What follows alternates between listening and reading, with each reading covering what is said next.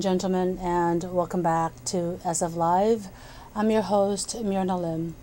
Have you ever wondered how women in this environment, in this world, ever bother or have the courage to run for political office?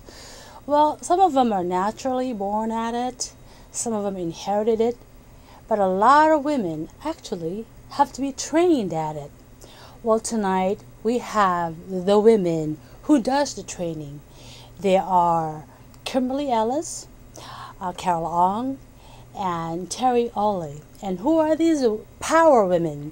They are Emerge California. Let me show you a video clip first before we go into talking to them.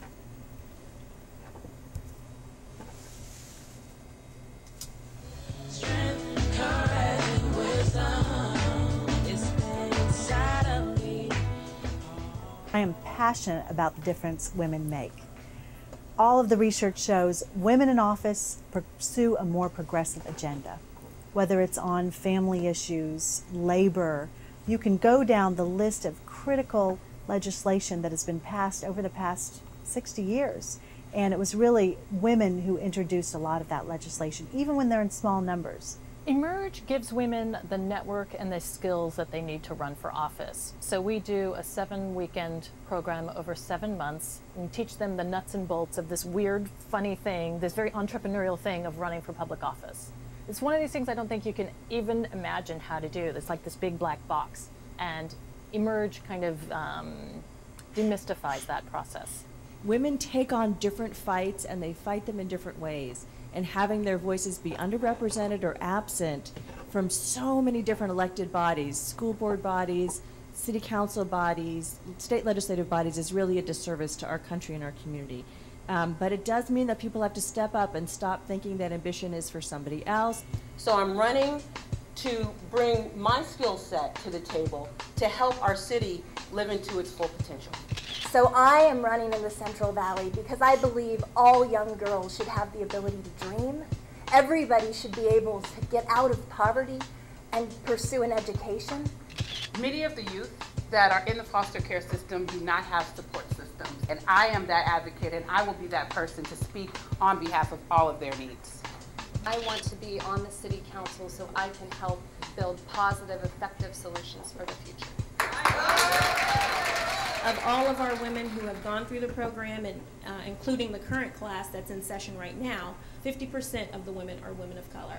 So we are very proud of the fact that we make a conscious effort to the Black community, the Asian Pacific Islander community, the Latina community, the Indian community, and all backgrounds to come and go through the program. For me, having more women in office is not only about having parity, it's really about changing the agenda. It's about how government is run, about what policies we think are important, and how we interact with each other. And this is what really drives me to do the work that I do at Emerge America. Everything that I learned in Emerge, I was able to put into practice every single day of my campaign. Without the encouragement and the valuable training from Emerge, I don't think I would have been able to make that leap to a higher elected office. I know that I could not have done it without Emerge. Emerge is my buddies, my sisters, and my friends. The rewards, the benefits of exercising power for good to help people, there's nothing like it. You cannot get this anywhere else. You have to run and win. Strength, courage, and wisdom. Well, excellent. How are you guys doing? Great. Carol and Teri. So where did that whole idea come from as far as training women? Well, Emerge was founded, as the video indicated, in 2002 by a group of Bay Area women, many of whom you saw there, who were really committed to filling the pipeline. In the Bay Area, we had already representation at the U.S. Senate level, Senators Boxer and Feinstein, and also, of course, Madam Speaker Pelosi, now Leader Pelosi.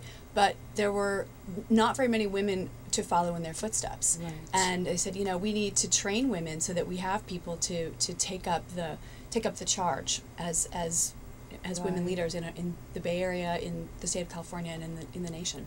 Right. Carol, you're quite a veteran in running campaigns yourself, so would you like to talk about your different experiences working on campaign for men and then for women? Well, I think for women, it is a little bit of an uphill battle. Right. First of all, for them to get the courage to run.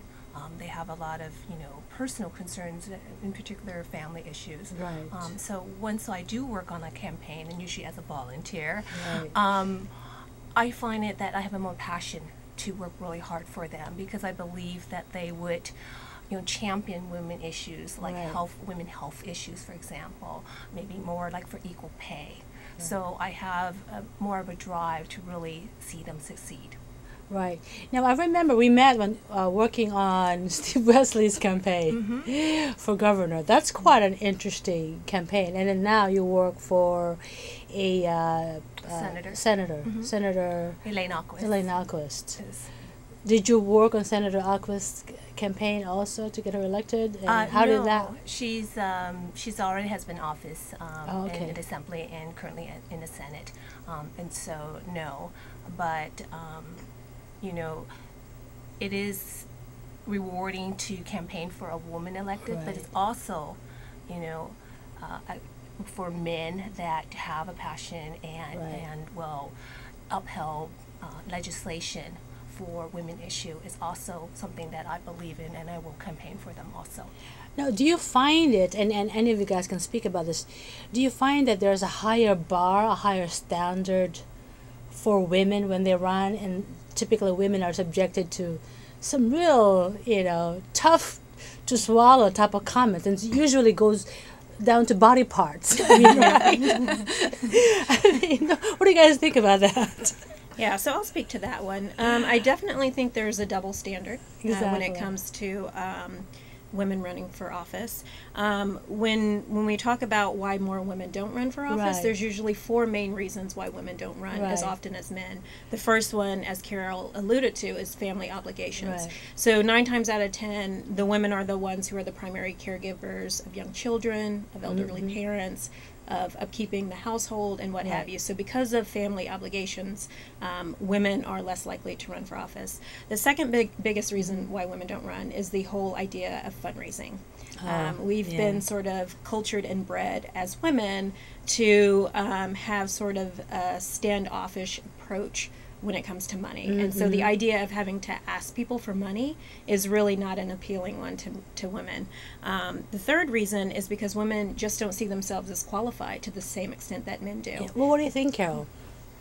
I think it's just kind of how they were raised in some ways. For my background, my mom and dad still shake their head that I'm in the political world, and I talk about it and I'm passionate about it, and that I think for when they see not just someone with Asian background, but a woman on top of that. So there is that also cultural factor to it that can play into women having a difficulty in deciding to run for office, but they also need the tools, and that's why we have a program like Emerge California. Right.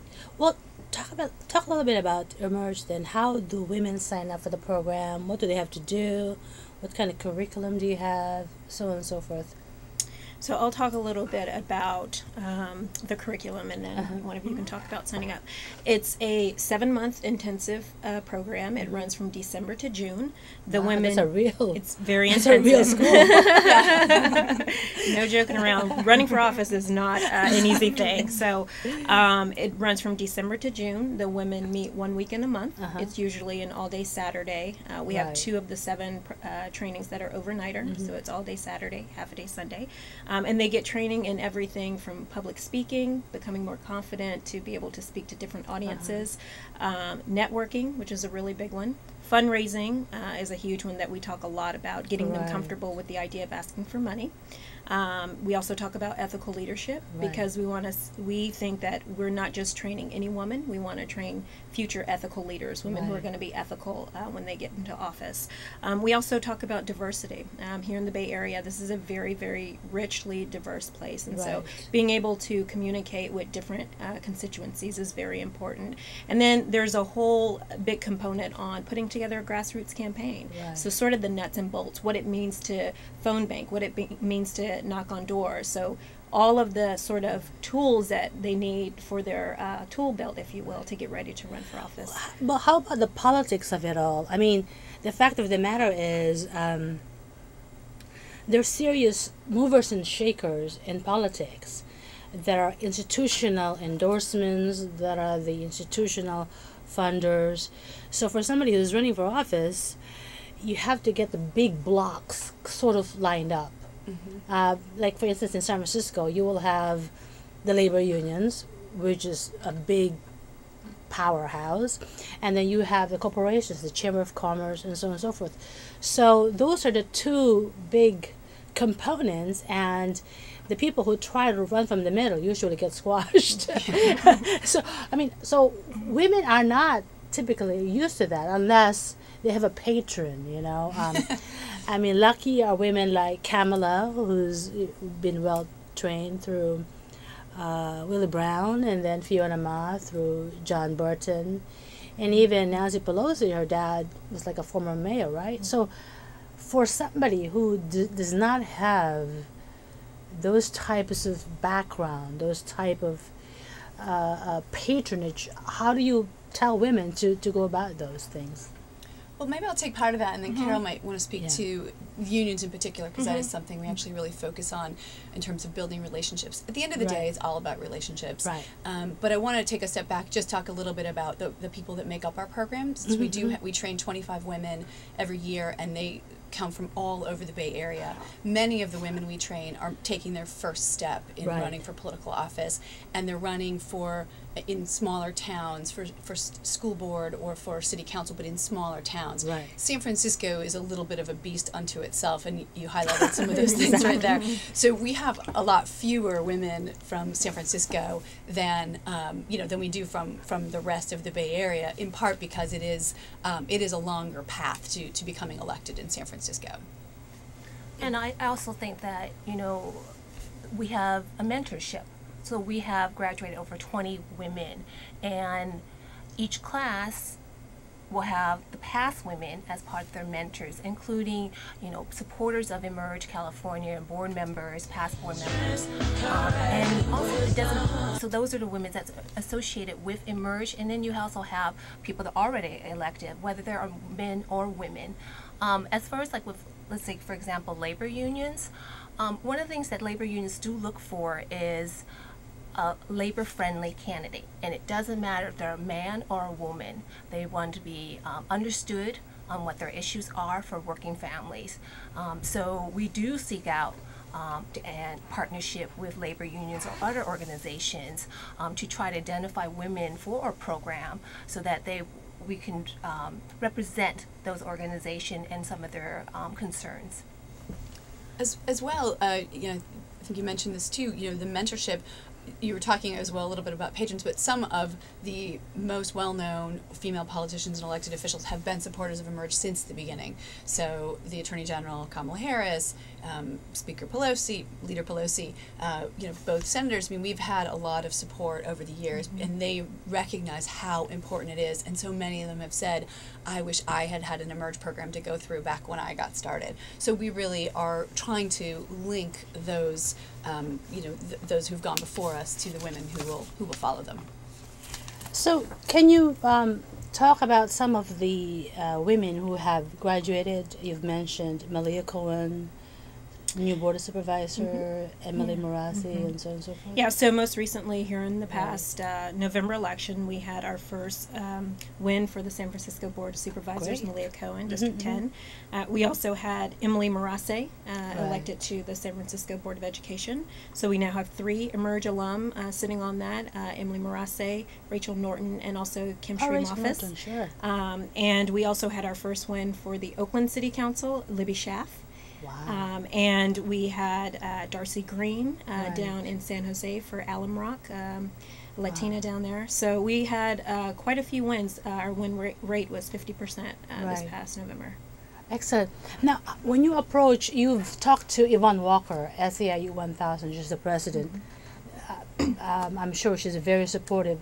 How much support, funding-wise and politically-wise, do the unions give to Emerge in terms of trying to... Well, we first approach unions, and just like that organization, but and let's just address the unions, we're building a relationship first. Right. That we want to show them what we can offer them, you know, using our network and exchanging their network to keep, you know, to announce, like, you know, certain events or what our program has to offer. And in turn, when they need assistance in their internal campaigns or issues or something like that, that they need people to come out and campaign, we offer our network too. And additionally to that, to the relationship, we identify trainers from labor, and we actually most recently this week had our training on labor, about 5.5 hours on it, that address the structure of labor, about the history of women in labor, also talking about the difference between private and public sector. And at the end we had a panel to go through the endorsement process, because especially in San Francisco, you need labor support. It's very important, and for these women to get some insight on the labor endorsement process, we had a panel of 3 from Labor Council, also from the California Teachers Association, and also even the Teamsters. So we had both public and private and the Labor Council to do a information session for them, and also to do a mock interview. And the very courageous women volunteered and answered some very, very tough questions on labor, on where they stood on issues like pension, and also on you know, the living wage, for example, or some, and so it was a very good learning process for them. And there are some women that have no background on labor, and so this was new to them, and there were some that understood a little bit more about labor. But in all, it was a very good learning process for them, and it also helped us build a relationship with unions. Well, with respect to, you were asking about financial contributions. I mean, we are an organization that survives 100% on individual contributions and corporate and labor, you know, type of contributions, but mostly we are a small dollar grassroots type organization, and we you know, have a series of events during the year where we talk about the work that we do, and we ask for support. And you know, I think it's an easy ask to make. And when we're talking about training our program members on how to fundraise, sometimes one of the first ways that women become, or just people, but women too, become comfortable with asking for money is asking for money to support something they believe in. And that's something we really talk about a lot in our training, is you're just asking people to support something that you believe in and that you have a shared and collective interest in supporting. And that's, you know, so we start by saying, look, ask someone to support Emerge, because it's what's helping us all move forward. Well, are there special qualities for women? I mean, basically, you have to have a tough skin, right? I mean, you can't fall apart in the middle when somebody call your names. Right? That's true. That does happen. I mean, look at what Hillary Clinton had gone through, for God's sakes, and Sarah Palin, you know. I mean, I don't agree with her politics, for God's sakes, come on, you know. Actually, I mean, yeah, absolutely. One of our friends and a board member on Emerge America, which is I'm not sure, we didn't really talk about the structure, but we have 9 affiliate state organizations, and then Emerge America, which, you know, kind of connects us in a way. And Jennifer Lawless, she has written, done research and written about the process of women running for office, and she tells hilarious stories. She herself ran for Congress, and she tells these very, very funny stories about the things people would say to her, and they're very funny. But it all, you know, all joking aside, part of the process really is demystifying and debunking what women fear, their worst fears. And we go through exercises where we say, write down the worst thing about yourself. And we have your friends here in the room say, what's the worst thing you can say about me from what you know? And we work through that. How do you answer the hardest question you could imagine? And that's part of the nuts and bolts of just being prepared. I mean, it's about preparation. And these are women, bringing women into this program. We take women who are signing up for this. You know, we don't just take anyone off the street. Like, these are women who are like, no, I want to be an elected official, and I know it's going to be hard. Give me the tools I need to get through the things that are going to be the hardest. How do you recruit the applicants? We use a multi-pronged process. I mean, one of the biggest ways that we recruit is via our alumni. We say to the women, one of the charges that they have when they leave the program is to replace themselves. Is to go back into your community and find that woman within your network who is going to replace you next year. And so that's a really big part of it. We also use our board members, are very active in recruiting. We reach out to the sitting elected Democratic women throughout the Bay Area and ask them. And we travel to schools and universities and what have you, and do info sessions. And during the month of August, we conduct about 10 information sessions, one in each of the counties that we service. Okay, we're running out of time. Okay, go ahead. See how time goes by getting so involved. fast. In office, but one of the things that I just want to circle back to really quickly when you're talking about the qualities that we look for when we're recruiting. One of the biggest qualities, I mean, a lot of these things you can sort of teach the nuts and bolts of running, but one of the biggest qualities that we look for is passion, and a real passion and commitment to community, and to really wanting to help and uplift others is really a big part of it. Well, guess what? We only have 40 seconds to go. So how do people contact you? I can't seem to wait. www.emergeca.org or contact at emergeca.org. I also want to plug, we have our big annual event coming up on Monday, May 9th, 5:30 to 7:30 at Delancey Street. Last year we had over 500 people. This year we have Wisconsin State Senator Lena Taylor of the Wisconsin 14. We're really excited to have her. We would love for people to come out and support. Thank you so much. Thank you so much for joining us, and good night. Sorry about the flyer on the show. Good night.